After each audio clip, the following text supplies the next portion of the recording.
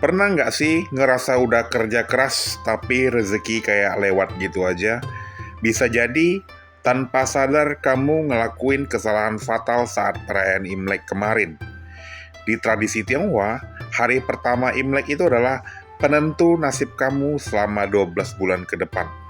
Salah langkah sedikit saja bukan hoki yang datang, tapi malah ciong atau kesialan yang kamu undang. Hati-hati, karena tiga hal ini sering banget dianggap sepele, padahal dampaknya bisa bikin rejeki seret setahun penuh. Imlek bukan cuma soal baju merah atau makan besar bareng keluarga, tapi soal menjaga energi positif di dalam rumah. Ada aturan-aturan tak tertulis yang kalau dilanggar, dipercaya bisa memutus aliran rezeki yang harusnya masuk ke pintu rumah kamu, bakal keluar kembali. Nah, kita udah kumpulin nih apa aja nih kesalahan fatal yang biasa dilakukan. Dan udah kita rangkum. Imlek bukan hanya perayaan ya, bukan perayaan tahun baru semata bagi orang Tionghoa, tapi juga momen spiritual untuk menyambut keberuntungan, kebahagiaan, dan keharmonisan.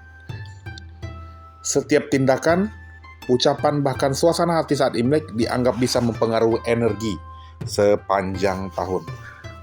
Namun, tahukah kamu, ada 3 hal yang sebaiknya tidak dilakukan saat Imlek, karena dipercaya bisa mengusir keberuntungan dari rumah kamu. Mari kita akan bahas apa-apa saja yang sebaiknya kita tidak lakukan. Yang pertama dan terutama nih, barang tidak boleh sampai pecah. Ini maksudnya apa nih, tidak boleh sampai pecah? Apa barang apa? Entahkah gelas, piring, cermin, atau ada barang-barang lain. Dan apa maknanya kenapa tidak boleh sampai pecah? Nah, dalam budaya Tionghoa, kata pecah atau hancur itu sangat tabu diucapkan. Itu saat tahun baru Imlek itu sangat tidak baik diucapkan. Barang yang pecah itu melambangkan ketidakutuhan. Logikanya sederhana, gimana rezeki mau penuh kalau wadahnya saja udah hancur? Benar nggak? Orang tua zaman dulu percaya kalau ada pecahan, itu artinya perlindungan yang hilang dari rumah kita. Itulah kenapa suasana Imlek yang harusnya ceria bisa mendadak tegang kalau ada suara pecahan dari dapur. Ketika seluruh keluarga berkumpul, suasana penuh tawa dan warna merah mendominasi rumah. Satu hal yang sangat dihindari adalah barang pecah. Entah itu piring, mangkok, gelas, atau vas bunga. Dalam kepercayaan Tionghoa, barang pecah berarti keberuntungan ikut pecah. Secara bahasa, kata pecah nih, dalam bahasa Mandarin itu terdengar seperti, ini bahasa Mandarinnya sui. Sui, gitu. Nah, kalau misalnya ini terjadi, jangan panik. Tradisinya kalau pecahan barang tuh dibungkus dengan kertas merah, lalu diucapkan doa Sui Sui Ping An, artinya semoga damai setiap tahun. Maknanya bukan sekedar mengusir sial, tapi mengajarkan bahwa setiap kesalahan bisa diperbaiki dengan niat baik. Warna merah menjadi simbol perlindungan dan keberuntungan. Nah, ini kalau misalnya terjadi sesuatu ya, tapi diusahakan jangan sampai ada sesuatu yang pecah. Yang kedua, tidak boleh potong rambut saat Imlek. Nah, niatnya mau tampil rapi pas Imlek, tapi malah bikin dompet kering nih setahun penuh. Hati-hati, jangan sekali-sekali kamu potong rambut tepat di hari pertama Imlek. Di tradisi Tionghoa, langkah kecil ini bukan cuma soal gaya, tapi bisa jadi bencana buat hoki kamu di tahun ini. Nah, kenapa sih ini dilarang? Menurut filosofi atau tradisi orang Tionghoa, dalam bahasa Mandarin, rambut tuh disebut, pelafalannya apa ya? Fa. Ya, kurang lebih seperti itu ya. Nah, pelafalannya ini rambut tuh sama, kurang lebih tuh mirip dengan pelafalan Fa Chai yang artinya kemakmuran atau menjadi kaya. Jadi, kalau kita memotong rambut di awal tahun baru, itu sama aja dengan memotong rejeki dan kemakmuran. Itu bisa menjauhkan kita dari keberuntungan hoki-hoki yang baru mau masuk dalam kehidupan kita. Kita seolah-olah menolak rejeki yang sudah mau masuk gitu, sudah antri depan pintu. Itulah kenapa banyak salon di Tiongkok dan komunitas Tionghoa di negara lain tutup selama Imlek. Biasanya orang memotong rambut sebelum tahun baru agar rapi dan hokinya tidak terbuang. Ada juga kepercayaan bahwa memotong rambut di bulan pertama Imlek bisa membawa kesialan bagi paman dari pihak ibu. Sehingga banyak orang menunggu hingga bulan kedua sebelum potong rambut lagi. Menariknya, media luar negeri seperti South China Morning Post bahkan menyebut orang yang nekat potong rambut saat Imlek sebagai haircut gamblers karena dianggap berani menentang nasib buruk.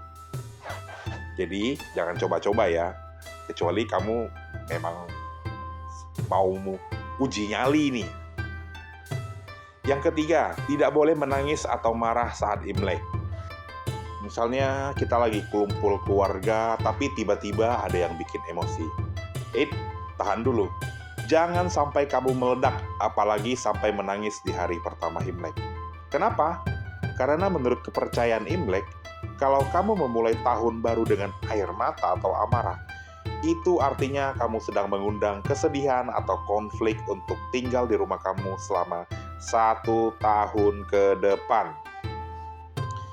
Imlek adalah simbol awal yang baru.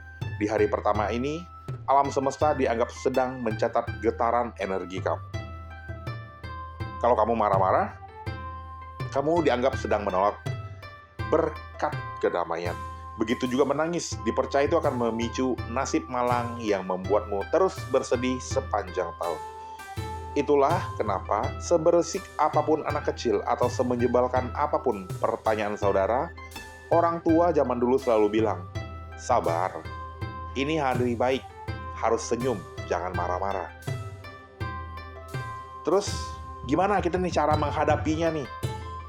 Jujur kalau misalnya lagi emosi tuh, mau nahan emosi susah banget kan?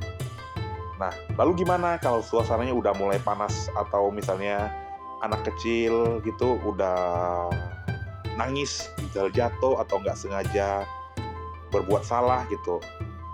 Apakah ada cara untuk menetralkan energinya supaya hoki kita nggak hilang? Ya, sebisa mungkin kita harus menahan amarah lah ya. Kalau misalnya ada sesuatu gitu, kan kita nggak mau kan. Kalau marah atau menangis, kita menarik energi buruk dan kesialan sepanjang tahun. Intinya, yang sudah dewasa, ya kalau ditanya saat Imlek kumpul-kumpul, ya tahan aja, sabar, senyum. Nah, kalau misalnya menangis tuh intinya seperti yang kita bahas tadi, kalau kita menangis, memulai tahun dengan menangis, ya kita juga akan menangis sepanjang tahun. Bertengkar juga sama.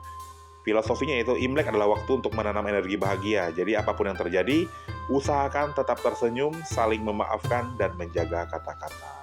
Kalau anak-anak yang menangis, ya dibujuklah supaya jangan menangis lagi. Orang tua lebih paham lah ya bagaimana cara membujuk anaknya supaya tenang gitu.